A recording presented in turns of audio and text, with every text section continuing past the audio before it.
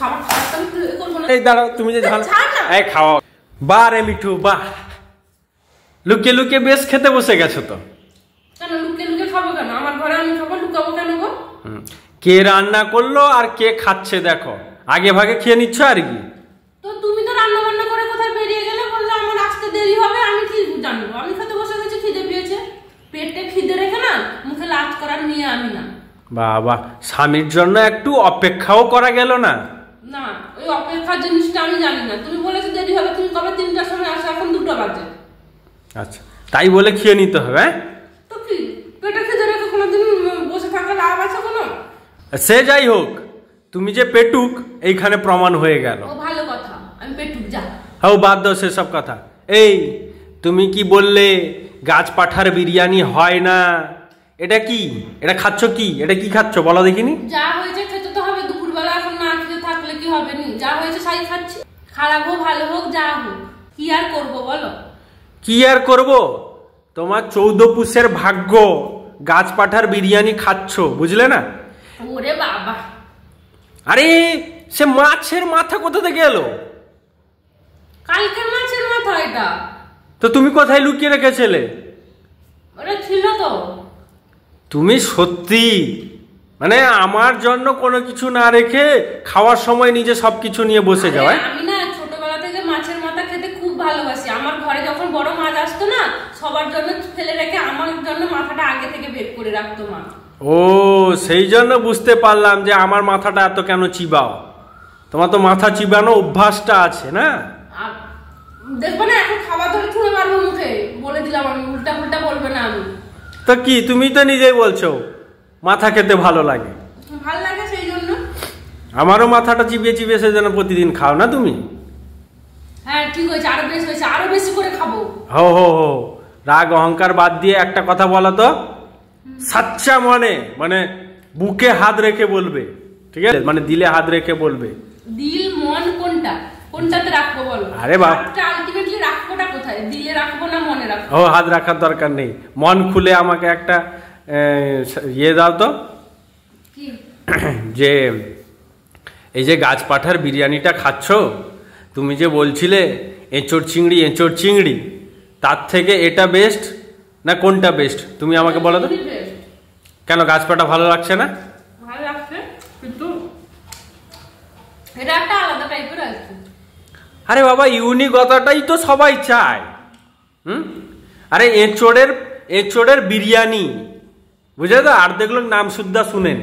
আচ্ছা, তুমি খাচ্ছ, তোমার তাহলে কত ভাগ্য বলো, কত সৌভাগ্য। হ্যাঁ হ্যাঁ, আমার সৌভাগ্য, ভাগ্য ঝরে ঝরে পড়ছে। সেই তো, বাবুকে বিয়ে করেছিলে বলে মিঠুর সৌভাগ্য, আজকে বসে গাছ পাঠার বিরিয়ানি খাচ্ছ। আহা কি বলো বাবা, বুঝলে তো? হ্যাঁ, স্যালাড, মাছের মাথা, গাছ পাঠা, বাহ, বেশ তো জম্পেশ করে খাচ্ছ। আর স্বামী সেদিকে রোদে পুড়ে এলো। হ্যাঁ ঠিক হয়েছে। এই তুমি বলো তো, আমার সঙ্গে যে তখন রান্না করা নিয়ে অনেক ঝামেলা করলে, হ্যাঁ, আমার উপরে যে গরম দেখাও তুমি বলো তো, তোমার মুখে লজ্জা করে না? আমার খাবে আর আমার উপরেই গরম দেখাবে। থুকছো কেন? তোর খাবার আছে, খাবো জানো? তোর খাবার খাওয়াটা আমি করব না। হ্যাঁ, এই গরমটাই জানো। আমি রান্না করতাম, ফেলে দিতাম খাবারটা, ফেললাম না, ঠিক আছে না? তোর খাবার আমি আর খাবো না। খাবার ফেলবে কি করে? খাবারটা সেরকম টেস্ট আছে তো। দাও, তুই ছাড়, রাস্তা ছাড় আমাকে। এই খাবার ফেলে যেও না। ছাড়তে বলেছি আমি। কেন খাবার থুকে দিলে নাকি? ঠিক করেছি। কেন বাজে রান্না হয়েছে? মানে বছরে 365 দিন আমি রান্না করব, তুই খাস, আর আজকে আমি একদিন রান্না করেছি, সেই নিয়ে যে আমি খাওয়ার খোঁটা দিচ্ছিস? তো আমি তো এমনি বললাম। এমনি তুমি যে ঝামেলা, এই দাঁড়াও, তুমি যে এই খাওয়া হাতে উঠে যেতে নাই। হো, বসো। মানে ইচ্ছা করছিল খাবারটা ফেলে দিতে, কিন্তু না, লক্ষ্মী তো, ফেলবো না আমি খাবোই না। দেখ না, না, ও বসো।